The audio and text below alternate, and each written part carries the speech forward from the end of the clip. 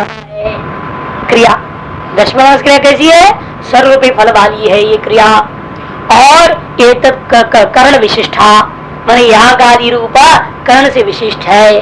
अतएव इति कर्तव्यता का एवं क्रम प्रयुक्ता एतत् क्रम प्रयुक्त इति कर्तव्यता वाली ये क्रिया है। माने किंकेर कथम, इससे ही निरूपित क्रियाएं होती है। वाक्य से बोधित क्रियाएं, जितने भी वाक्य हैं वेद वाक्य, उनसे बोधित क्या है? क्रिया है। क्यों? वे मीमांसकों के एक ही रटंत है। आमना ऐसे क्रिया संपूर्ण वेद, चाहे वेदांत का वाक्य भी क्यों न हो, वो भी क्रिया के लिए ही है। और क्रिया बिना ये तीन चीज का संपन्न नहीं हो सकता। साध्य साधन और कर्तव्यता किंकेन गदम इति कर्ता का एवं क्रम प्रयुक्तांगा च इति एतद् अलौकिकं वस्तु प्रत्यक्षादि अविषयम तथा भूतं च वेद वाक्ये ज्ञाप्यते। ये जो क्रम है ना, सात साधन प्रतिकर्तव्यता आकांक्षा, ये चीजों तीनों के तीनों अलौकिक वस्तु है। अब इसको प्रत्यक्ष आदि का विषय ही है।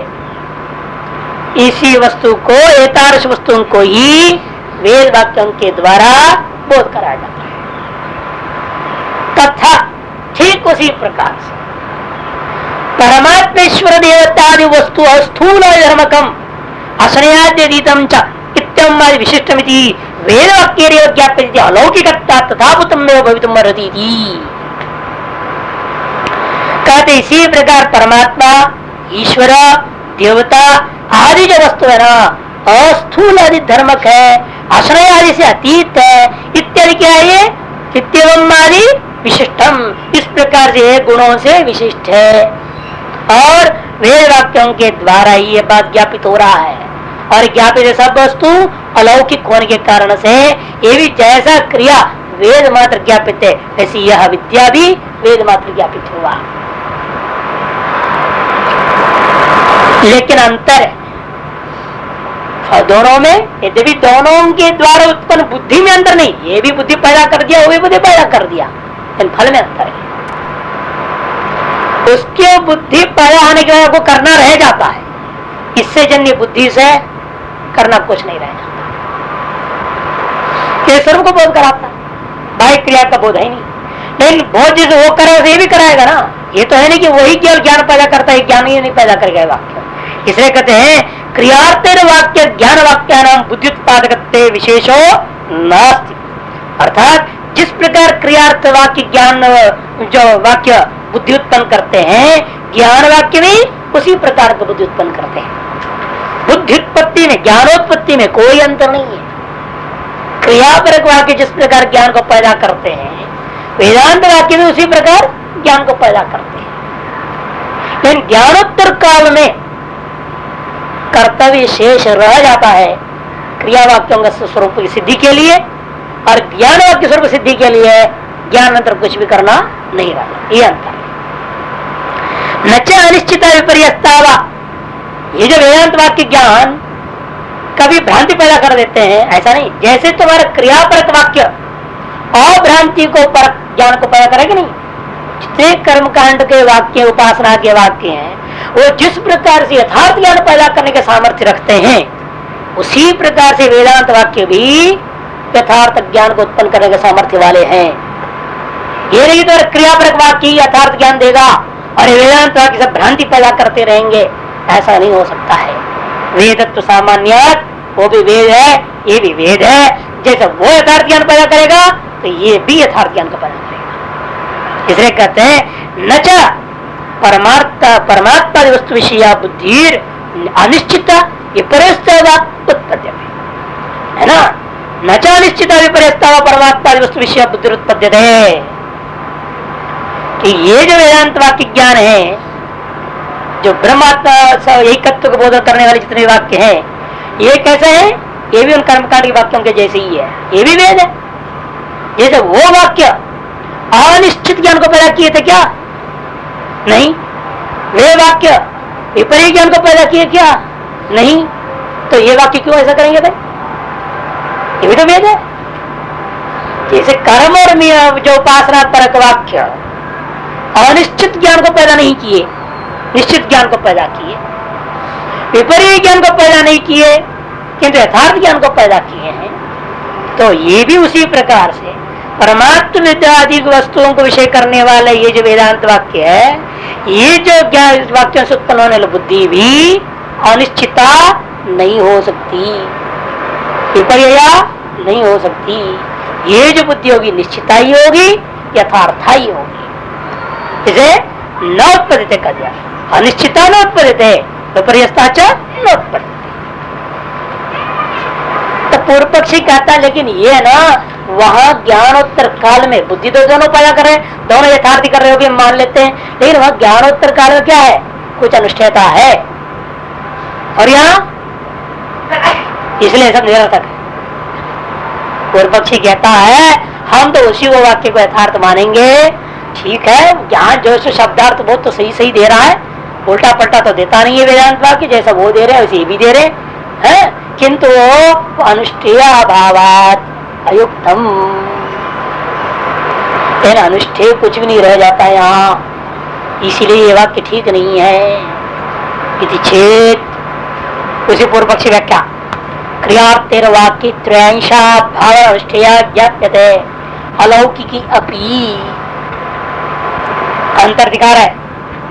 क्रियापरक वाक्य क्या कर रहे हैं, अलौकिक तत्व बोध तो करा रहे हैं, साथ साथ त्रयांशा भावना भी, त्रयांश माने साधन यदि करता किंकेन कथम, ये त्रयांशा भावना, इसको भावना कहते हैं, उनकी अपनी मीमांसा का भाषा में भावना कहा जाता है। भावना के व्यापार जो क्रिया आप कर रहे हैं वो तीन तरह से युक्त होता है, साध्य साधन इति करता किंकेन कथम। त्रयांशा भावना अनुष्ठेय ज्ञाप्यते, उसको बोध कराती है वाक्य, लेकिन तुम्हारे वेदांत वाक्य ऐसा नहीं है, इसलिए ऐसा वाक्य अनर्थक। नचित था परमात्मेश्वरादि विज्ञान अनुष्ठेय किंचित अस्ति, और परमात्मेश्वर इत्यादि का विज्ञान में कोई ऐसा अनुष्ठेय है ही नहीं, अतः क्रियार्थ साधर्म अयुक्तम, इसलिए आपने जो कहा ना क्रियार्थ विशेषा, ये जो आपने कहा था वो ठीक नहीं। ये आपने यहाँ पूर्व में कहा था न क्रियार्थ वाक्य ज्ञान वाक्या नाम बुद्धि उत्पादक विशेषो न, कोई अंतर नहीं है, कोई फर्क नहीं है दोनों में। ये जो आपने कहा तो ठीक नहीं है कि क्रियार्थ का जो त्रिंशोपेत भावना को ज्ञापित करा रहा है और आपके वेदांत वाक्य त्रिंशोपेत भावना को बोध नहीं करा रहा है। यदि चिन्ह सिद्धांति कहता है भाई ऐसे मत कहो, ज्ञान से तथा भूतार्थ विषयत्वात्, दोनों में ही अंतर तो है, वो क्रियार्थ विषयक है, एक यथार्थ भूत विषयक, एक तो भूतार्थ विषयक है और एक क्रियार्थ विषयक है।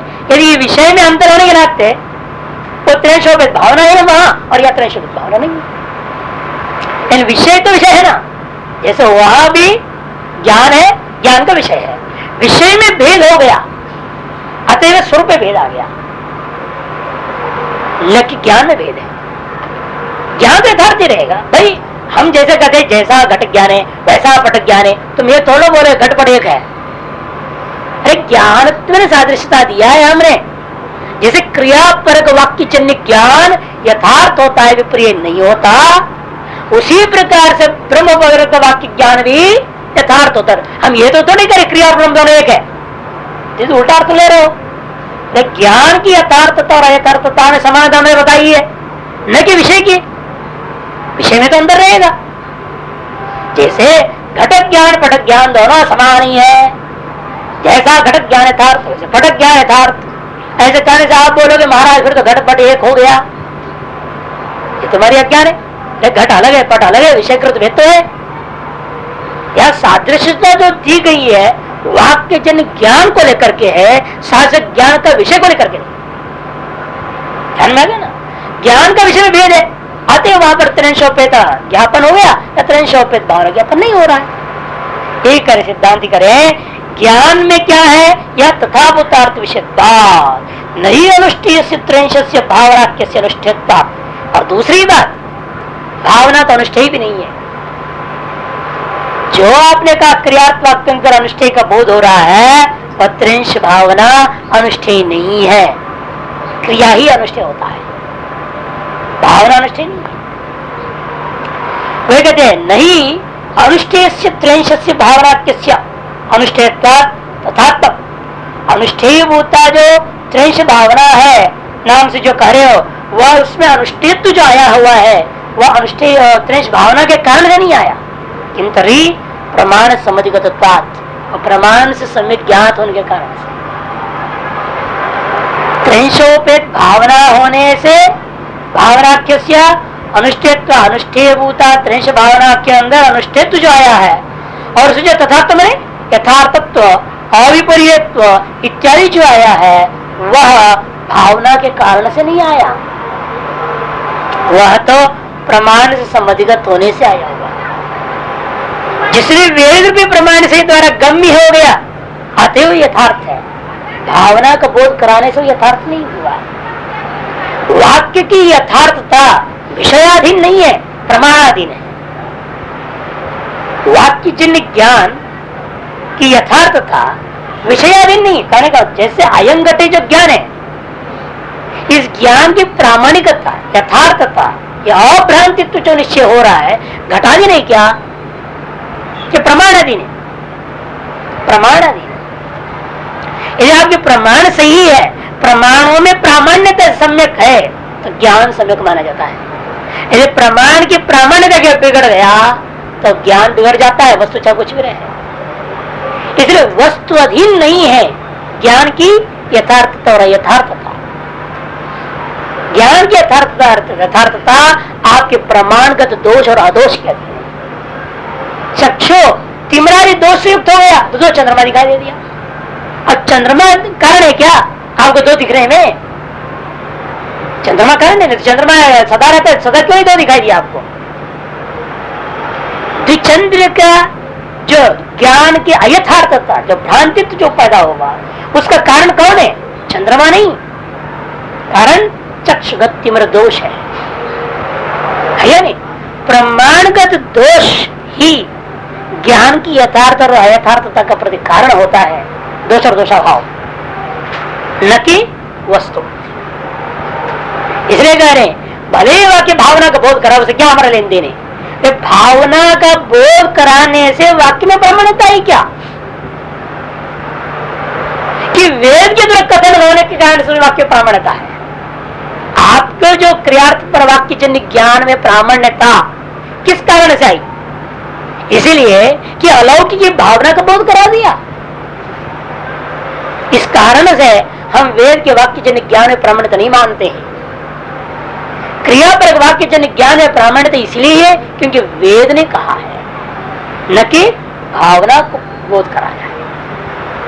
इसी प्रकार से ये ब्रह्म जो वाक्यों में जो परमात्मा वाक्यों में भी वाक्य ज्ञानगत प्रामाण्यता ब्रह्म के कारण से नहीं है, वो प्रामाण्यता श्रुतित्वात् है, वेदत्वात् है।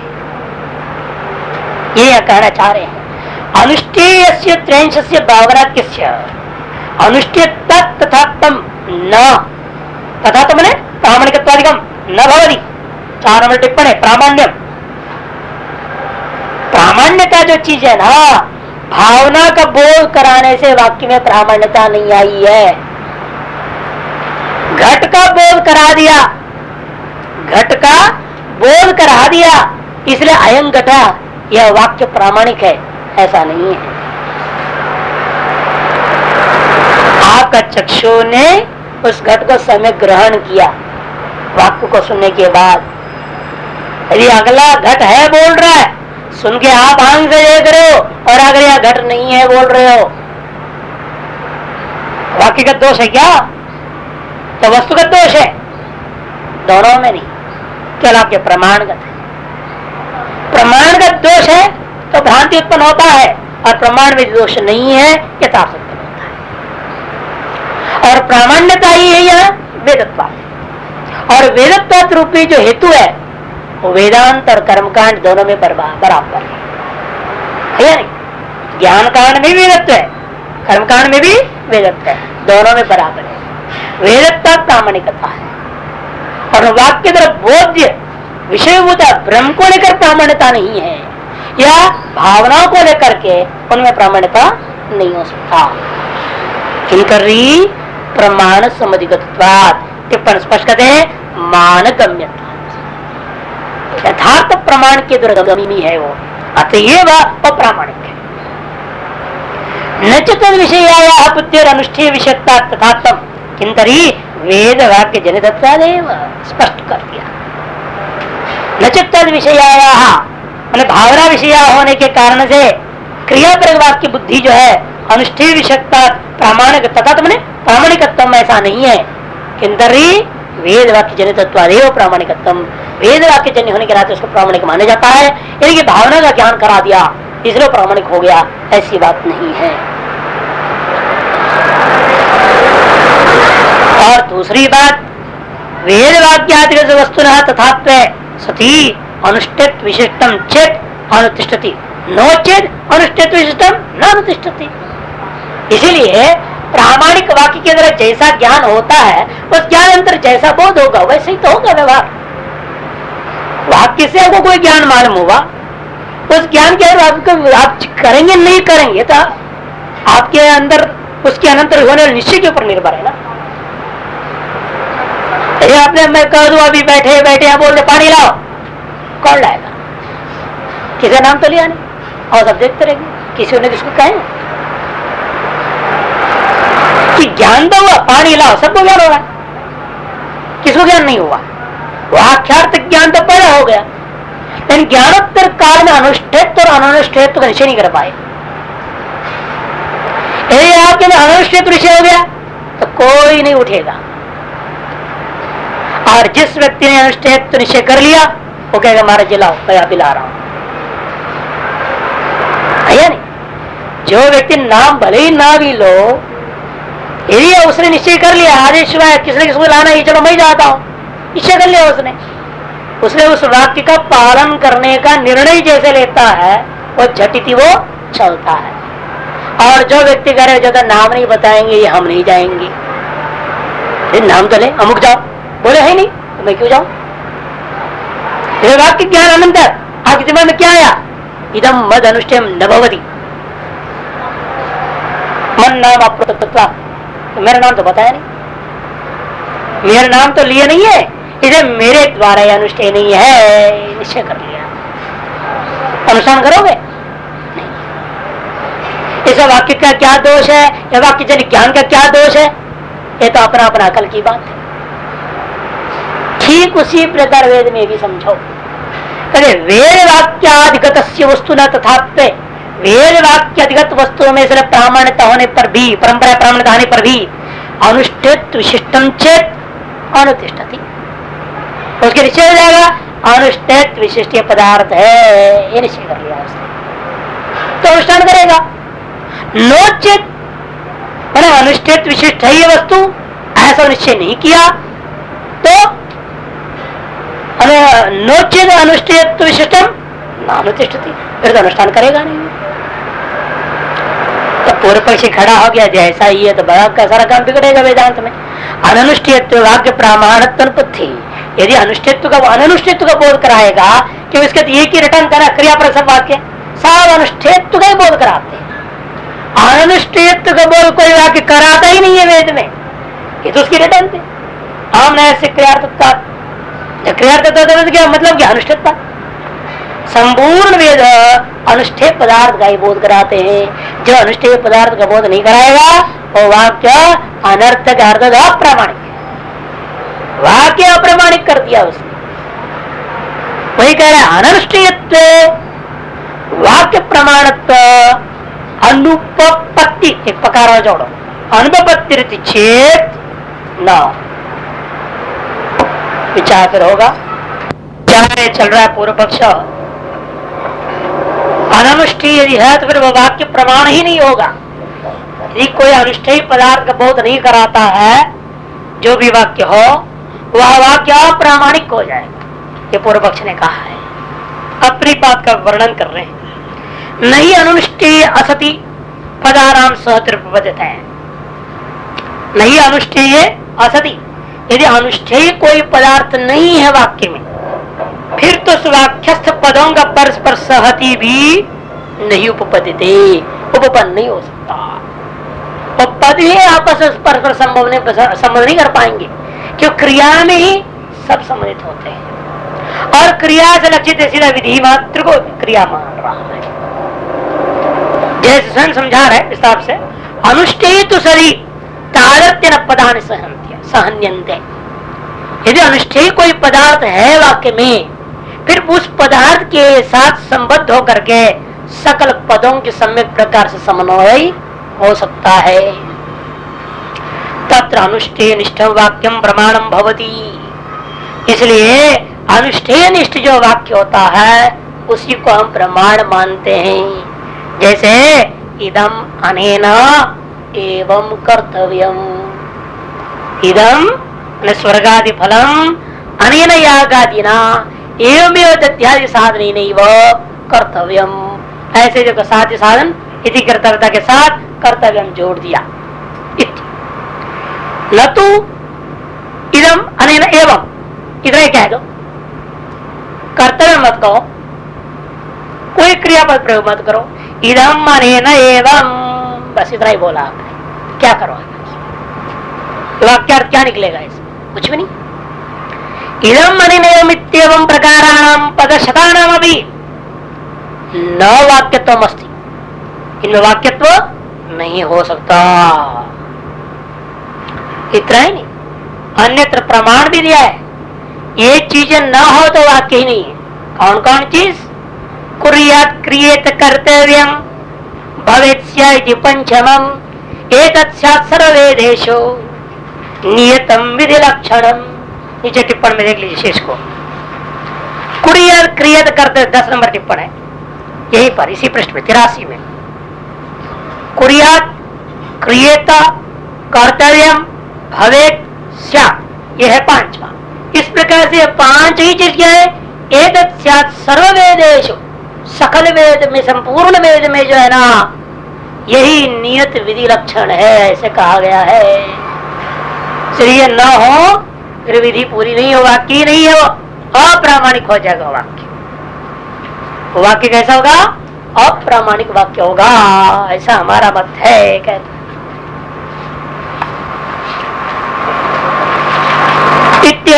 नाम अन्यत्र में असती, इसलिए इन 5 में से किसी एक न एक का न होने पर अतः परम आत्मेश्वर असती, वो पूर्वान्वय होगा, व्या विश्राम होना चाहिए तो नहीं दिया है। असती वाक्यत्वम न अस्ति, ऐसा अन्वय होगा।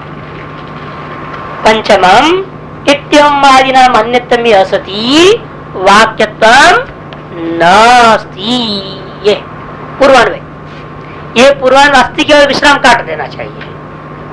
यहाँ अस्थि के बाद विश्राम नहीं बल्कि कॉमा पहले दे सकते हो, क्योंकि अस्थि का पूरा आगे अन्वय करना है ना हमें। न तो वाक्यत्वम अस्ति असती, न तो वाक्यत्वम अस्ति। यहाँ असत्य के बाद विश्राम होकर आता है, पृथक वाक्य बनना चाहिए।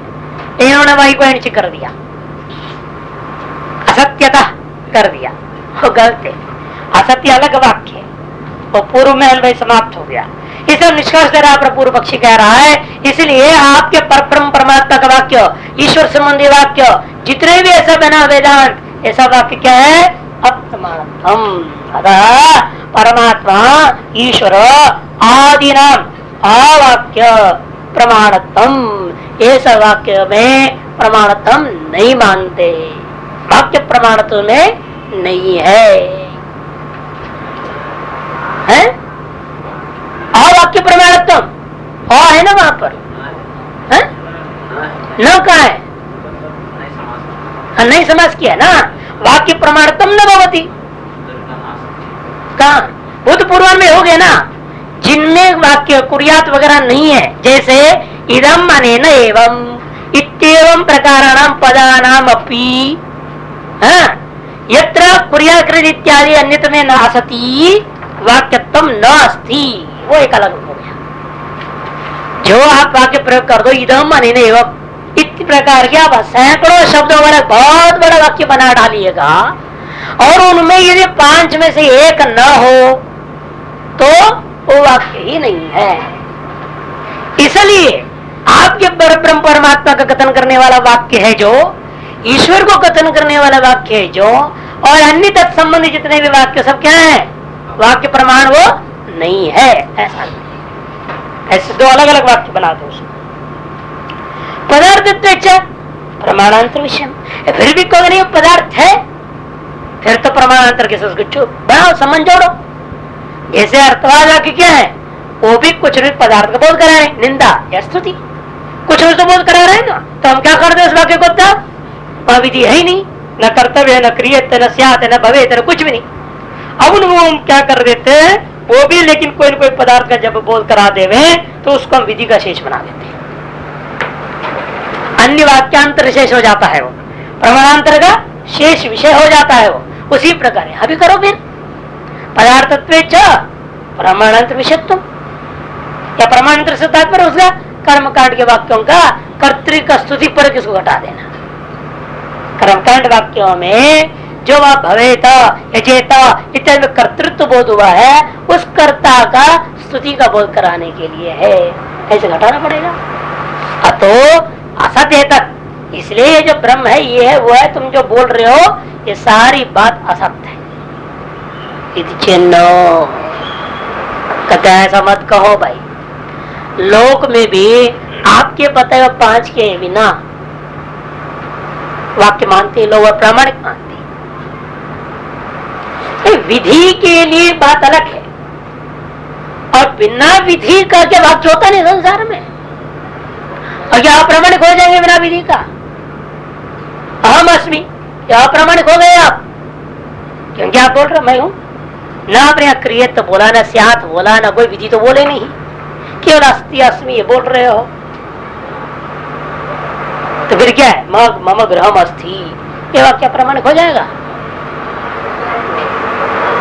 होना चाहिए ना। पूर्व पक्ष के हिसाब से अहम अस्मि ये वाक्य प्रमाणिक होना चाहिए, मम गृहम अस्थि ये वाक्य प्रमाणिक होना चाहिए, ये होता नहीं लोक में। इसका मतलब क्या हुआ, विधि परक वाक्य ही प्रमाण वाक्य, ये मीमांसा की अपनी खोपड़ी की उपज है, ये कोई जरूरी नहीं है विधि परक वाक्य ही प्रामाणिक हो, विधि रहित वाक्य भी प्रामाणिक होते हैं। व्याकरण भी इसमें सहयोग देगा हमें। अस्तिम मेरु वर्ण चतुष्टयोपेत अनुष्ठेय वाक्य प्रमाण तो दर्शना, वाक्य दर्शनार्थ वाक्य प्रमाणिक देखा गया, प्रमाण वाक्य देखा गया। किसने बोला मेरु है और वो 4 रंगों वाला है, कि सूर्य के आधार पर रंग उसके अलग अलग एंगल से अलग अलग हो जाता है, कहा दिया इसलिए 4 रंग वाला है। 4 रंग वाला मेरु पर्वत है, यहाँ कई विधि तो है नहीं। आपकी जो 5 बताए हुए में से एक भी इस वाक्य में नहीं है, फिर ही इसको प्रमाणिक माना जाता है। इत्यम माधव अनुष्ठेय, यह अनुष्ठेय कोई पदार्थ का कथन नहीं है, यहाँ कोई अनुष्ठेय पदार्थ है ही नहीं, फिर भी वाक्य दर्शन अपि, फिर भी इसको प्रामाणिक वाक्य माना गया है। तथा अस्ति पद सहितानां परमात्मेश्वरादि प्रतिपादक वाक्य पदानां विशेषण विशेषण सहति कीन वार्यते, ठीक इसी प्रकार इसलिए हमारे वेदांत में कहे हुए अहम ब्रह्मास्मि तत्त्वमसि इत्यादि जो है पर ब्रह्म परमात्मा ईश्वर आदि का प्रतिपादक जितने भी वाक्य है, अस्तित्व से सहित जो वाक्य है, उनके भी पदों का परस्पर विशेषण भाव विशेष भाव संबद्ध होकर के सहति मैंने समन्वय होकर के वाक्यार्थ प्रामाणिक अर्थ बोध कराने को कौन रोक सकता है, अर्थात कोई नहीं रोक सकता। अतएव ब्रह्मादि तत्वों का विवेचन करने वाला या वेदांत वाक्य जितने भी हैं, विधि रहित होने के बावजूद भी, अनानुष्ठेय होने के बावजूद भी ये सब प्रामाणिक है, सत्य है, असत नहीं। उसके भी विचार यहाँ चली हुई थी पूर्व पक्ष में ना, कि यदि ब्रह्म ज्ञान आदियों में कोई अनुष्ठेय नहीं है फिर तो वो निरर्थक है। फिर हमारे एक ही सिद्धांत हमने ऐसे क्रियार्थता पूरा वेद का कोई भी वाक्य है, यदि वहाँ क्रिया नहीं किया जाए, कुछ अनुष्ठान न हो, अनुष्ठेय पदार्थ का वर्णन न करे, फिर तो व्यर्थ ही है। और अभी पूरी वेदांत वाक्य में कहीं भी कोई अनुष्ठेय पदार्थ है ही नहीं, अतः पूरा ब्रह्म में परक वाक्य निरर्थक है। कहा था उसरा असदेव, ये पूर्व पक्ष था। अतो असदेव न सिद्धांत सिद्ध किया, ऐसी बात नहीं है। अस्त्यादि विशिष्ट वाक्यों में भी अस्ति भाति प्रीति ऐसे इत्यादियों से विशिष्ट जो वाक्य सत्यम ब्रह्म अस्ति, कहा नहीं सत्यम ब्रह्म अस्ति भी नहीं है वहां पर, अस्थि अपने आप अध्यार हो जाएगा, क्योंकि अस्थि अस्थि भू क्रिया, क्रिया सामान्य वाच्य है, ये क्रिया सामान्य वाच्य है। कोई वाक्य में इसको जोड़ लो, नहीं भी बोला गया जोड़ लेना चाहिए। और इसमें क्या प्रमाण है? नहीं बोलने पर जोड़ लोगे आप तो क्या करें? उन्होंने तो कहा ना स्थानिन्यपि प्रयुज्यमाने अप्रयुज्यमाने अपि, ये कह दिया ना। हम ब्रह्म क्या है? प्रथम पुरुष एक वचन के योग्य है ना वो। प्रथमा का एक वचन के साथ देवदत्ता के साथ क्या बोलोगे आप? अस्मि बोलोगे, अस्थि होगा। यदि स्वयं का नाम देवदत्त है तो देवदत्त तो अस्मि बोलो, यदि अगले को बता रहे हो देवदत्ता करके, देवदत्त तो अस्थि होगा, वहां पर प्रथम पुरुष हो जाएगा। इसी वजह ब्रह्म अस्थि जोड़ लो, क्या दिक्कत है? जब अगले को बोल रहे हो, बोल भी रहे, वहां तो जोड़ के दिखाया, कहा तत्तम असी, बोला कि नहीं बोला है? तत्व भी हो जाएगा। और हम ब्रह्मास्मि में भी अस्मि बोले हैं, इस सत्यम ज्ञानम अनंत ब्रह्म, अस्थि जोड़ने में कोई बाधक नहीं है।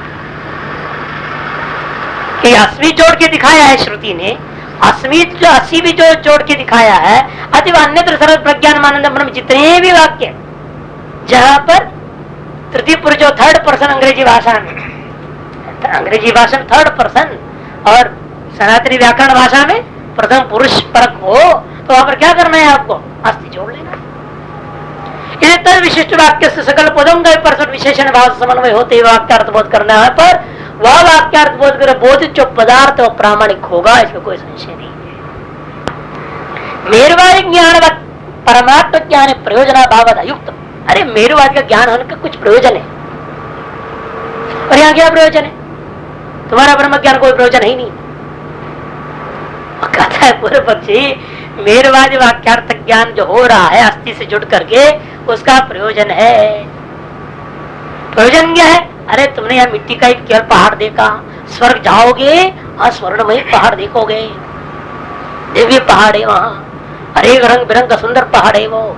यहाँ तो एक ही रंग की दिखती, या तो सफेद या तो काली, नहीं प्रकाश पड़ गया तो वो सफेद हो जाता है, और नहीं तो अंधकार का काला होता है, कुछ तो दिखता है नहीं। बारिश खूब हो जाए तो हरा भरा, नहीं तो नग्न रहता है लाभ पिला के। वहां तो हमेशा दिव्य रहेगा। ऐसे सब उसको प्रचोरना में चल रहा है ना, हाँ सर्व संबंधी यज्ञ करने के लिए, उसका तो प्रयोजन है मेरे वाक्य का। और यहाँ तो कोई प्रयोजन, ब्रह्म जान लिया क्या हो गया, फालतू कुछ नहीं, बल्कि उल्टा काम करता रहा, वो भी छोड़ देगा सब धंधा। ब्रह्म साक्षात्कार हो जाएगा। अभी आपने सुना था वो कुछ करता है नहीं, कोई नियम नहीं, कुछ नहीं, सबसे परे हो गया। तो छुट्टी पाई उसने, वो छुट्टी पाना प्रयोजन नहीं बोलता है, वो तो नरक में जाएगा। मीमांसक की दृष्टि से कर्म को त्याग दिया, कर्म से परे हो जाओगे तो नरक में हो जाओगे, प्रतिभा लगेगा। इसलिए उसके दृष्टि में क्या है, ब्रह्म वाक्यों का कोई प्रयोजन नहीं है। इसीलिए उनको भी पदार्थ बोधक है अयुक्त कहना, अयुक्तम वहां प्रयोजन बताया है। ब्रह्मविदाप्नोति परम हृदय ग्रंथि चिंतन सर्व से, ये इतना बड़ा लाभ बताया और कहते हो फल ही नहीं। यदि फल श्रवणा संसार बीज अविद्या दोष निवृत्ति दर्शनाच, संसार का कारणीभूता बीजभूता जो विद्या और तजन्य कार्यात्मक जो है मोह शोक मोह आदि जो दोष की निवृत्ति भी उनका फल देखने को स्पष्ट ही मिला है। काय अहम पदम प्राप्तोस्मि जनक कहता है, धर्मदेशों का महात्विद नारद जी ने कहा और उसने अभय पद को प्राप्त कर गया, शोक को तर गया इत्यादि अविद्या तजन्य दोष की निवृत्ति को स्पष्ट ही अनेक दृष्टांत में देखने को मिलता है उपनिषदों में ही और अन्यत्र विश्व प्रसिद्ध है। अनन्य शेषत्वाच्च, और कहोगे भाई यदि है भी ना इसका अपना कोई फल नहीं, जैसे जुह अधिकरण न्याय लगा रहा है, जुह अधिकरण न्याय लगा दो, वहां पे है न सब पापम श्लोकम श्रोति फल बताया, वो फल का अपने आप पे कोई तात्पर्य नहीं है। जिससे पर्णमयी जुहुर भवदी न सब पापम श्लोकम श्रोति, यह कहा जो जिस व्यक्ति का पर्णमयी जूह होता है, पलाश पेड़ का बना हुआ जूह है पात्र, उस व्यक्ति को कभी पाप अर्थात जो दुर्यश अपमान बदनामी को सुनना नहीं पड़ेगा। असल में ये जो फल कथन भी है वास्तविक फल नहीं है। क्यों? जू किसका अंग है? याग का। अतएव याग का फल ही मुख्य फल है।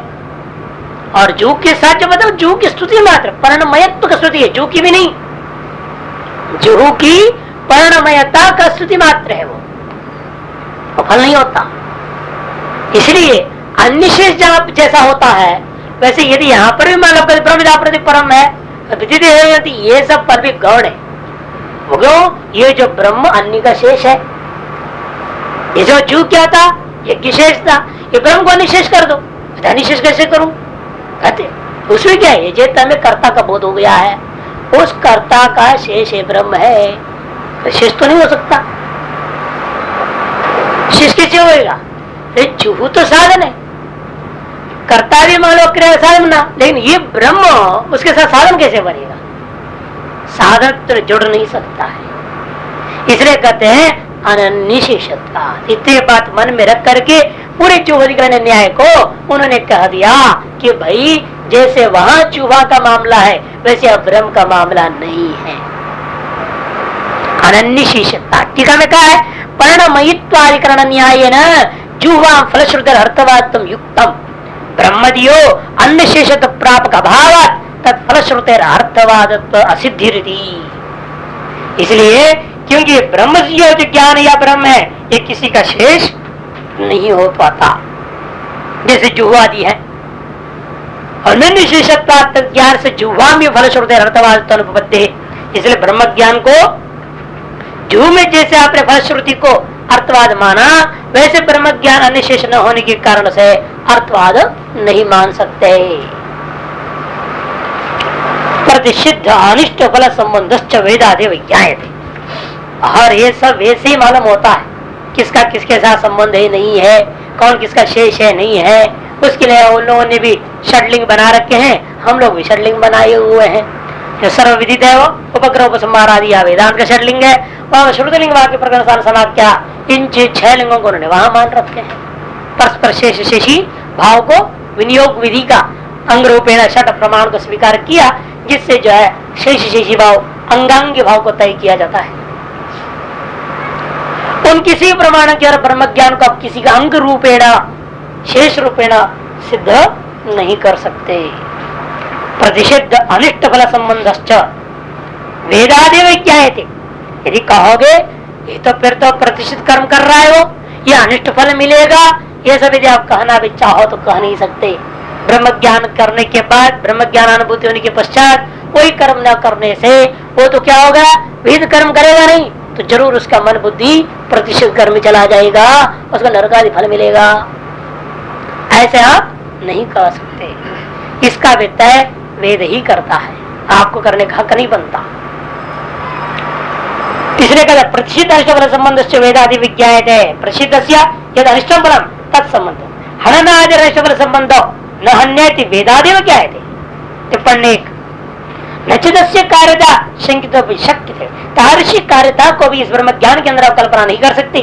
नहीं निषिद्ध अनिष्ट संबंधम का संस्कृत अनुतिष्ठति, क्योंकि निषेध गम्य और निषिद्ध का अनिष्ट संबंध को उसके जानकारी पुरुष वाला कभी पालन नहीं कर सकता। यदि आपको मालूम है कि इसे पाप होगा, इसे नरक मिलने वाला है, तो क्या आप कर लोगे? कभी नहीं कर सकते। ठीक उसी प्रकार यहाँ पर भी कह दिया, अतो निषेध वाक्या नाम कार्य अनपेक्षा नाम अभी। निषेध वाक्य कैसे है? भी कार्य अनपेक्षा अनुष्ठेय है, वहां अनुष्ठेय कुछ भी नहीं है निषेध वाक्यों में।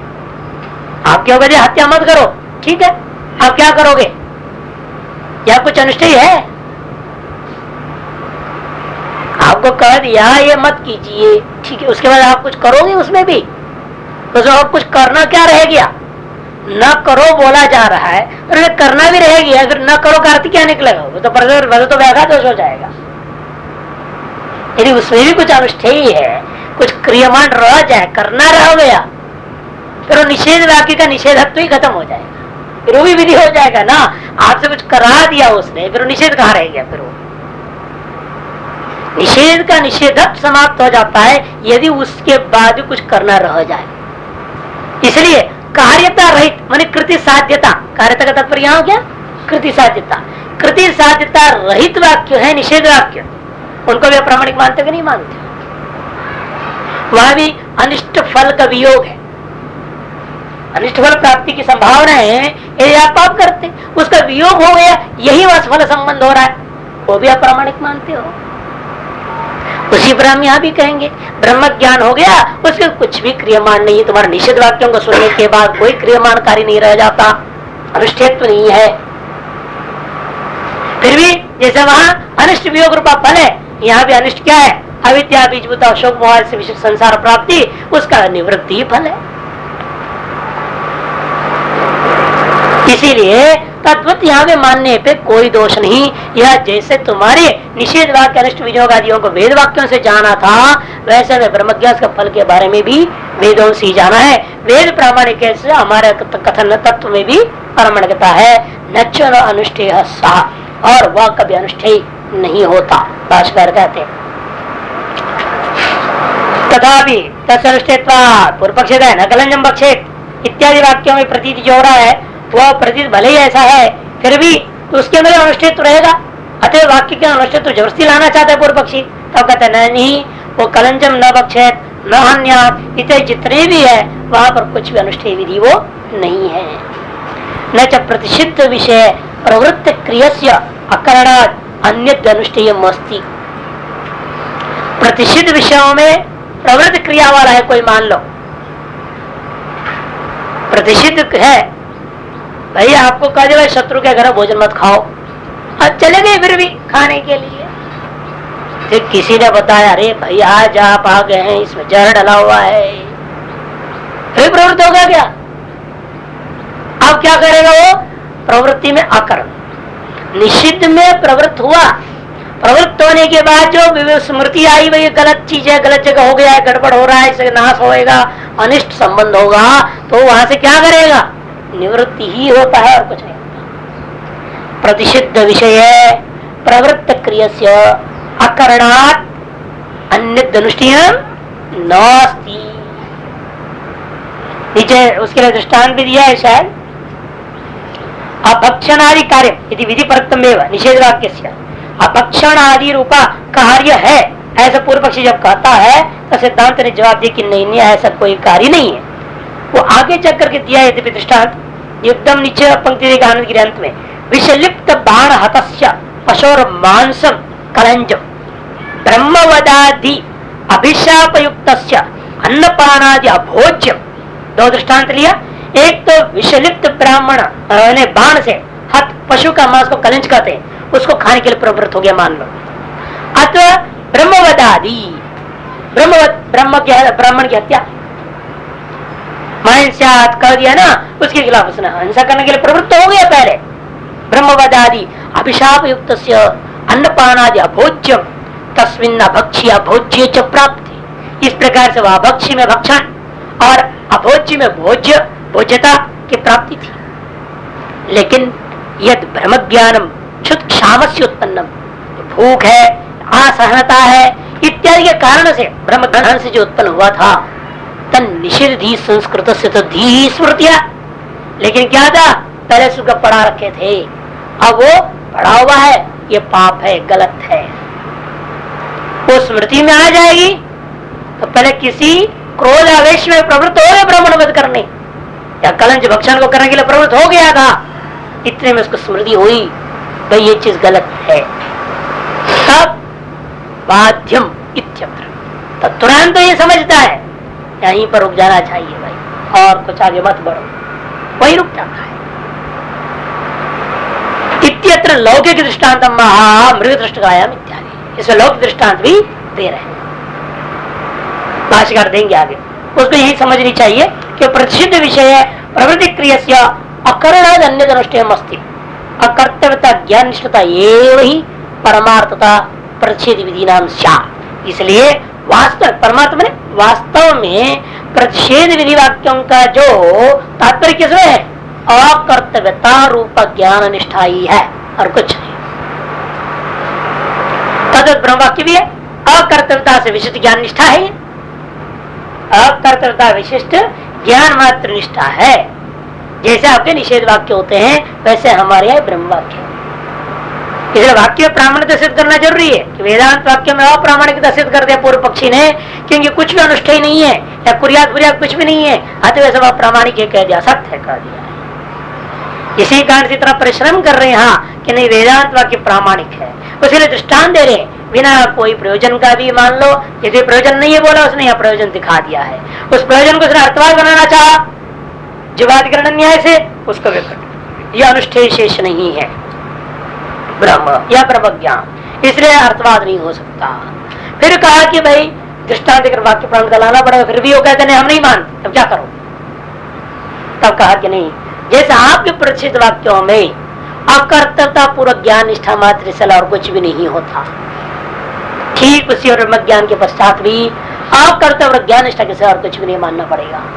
अतः यथा निषेध वाक्य प्रामाणिक है, उसी प्रकार से ये ब्रह्म वाक्य भी प्रामाणिक सिद्ध हो गया। क्षुधार्थ से प्रसिद्ध ज्ञान संस्कृत अभक्ष्य भोज्य व प्रतिपसित कलंजा विशस्ताद अन्नाद इदम भक्ष्यम अधो भोज्यमिति वा ज्ञान उत्पन्नम तद विषय प्रसिद्ध ज्ञान स्मृतिया बाध्यते। क्षुधार्थ से भूख से पीड़ित था या प्रतिशोध की भावना से क्रोध से पीड़ित था, तब ऐसा व्यक्ति, लेकिन अंदर में क्या है? प्रसिद्ध ज्ञान का संस्कार है, उसे संस्कृत अंतःकरण वाला है। जैसे हमने एक दृष्टांत दिया था ना, वो जो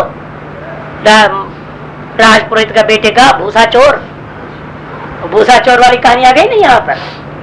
पहले सारा निश्चित दंड उसको क्या है सुना दिया गया, उसकी स्मृति बनती है वहां पर। जब वही बात है करे प्रतिषेध ज्ञान से संस्कारित अंतःकरण वाला है वो, इसीलिए मान लो भूख के कारण से अभक्ष्य में प्रवृत्त हो गया, क्रोध आदि के कारण से अभोज्य में प्रवृत्त हो गया, प्रतिपसित है अभक्ष्य प्रतिपसित है, अभोज्य में ब्राह्मण हत्या आदि उसके उपस्थित होने पर। 5 नंबर में है ना अभक्ष्य कलंजे अभोज्य अभिशस्तान्य, अभिशस्तान्य ही है जिस ब्राह्मण घर को वध आदि हो गया है या जिसके मौत आदि हो गया उसी ज्ञान खा लेना,